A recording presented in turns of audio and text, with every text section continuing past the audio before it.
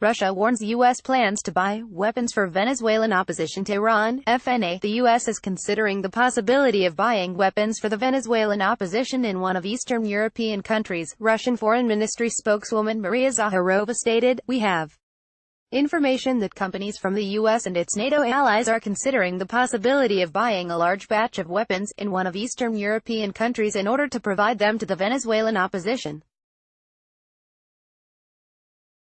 The batch will reportedly include heavy machine guns, grenade launchers, portable missile launchers and ammunition for light weapons and artillery systems. This is what they mean when they talk about delivering humanitarian aid, she said, according to TASS. Zakharova also added that the U.S. and its allies intended to use cargo aircraft belonging to an international freight forwarder to deliver several shipments of weapons to Venezuela in early March through a neighboring country.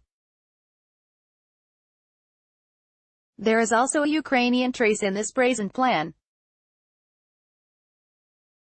In particular, it is going to involve the Antonov State Company, as far as we understand, the Russian diplomat noted. Moscow has also warned that a provocation, intended to topple President Nicolas Maduro, is set for this Saturday, which will involve a U.S.-run aid convoy that could spark border clashes between government and opposition forces, RT reported.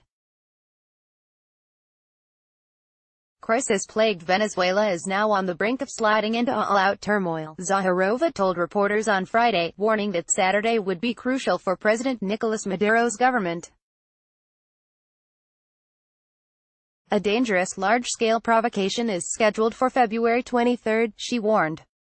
The U.S.-run provocation may take shape of an aid convoy crossing the Venezuelan border and provoking clashes between supporters and opponents of the current government, Zakharova explained. The remark comes just days after the Venezuelan president closed the border with Brazil amid a row over humanitarian aid. He indicated that he could also close the key border with Colombia to stop the opposition from using relief as an advantage to gain popular support. An aid convoy that tried to penetrate the border earlier on Friday was led by the self-proclaimed interim president, Juan Guaido. The Russian Foreign Ministry has also said in a statement that the United States provocations in Venezuela, if implemented, would dramatically increase the level of tension and confrontation in the world, RIA Novosti reported.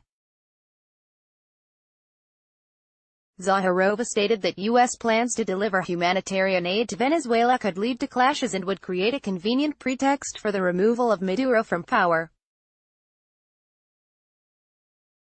Guaido, Venezuelan opposition leader and parliament speaker, whose appointment to that position had been cancelled by the country's Supreme Court, declared himself interim president at a rally in the country's capital of Caracas in January.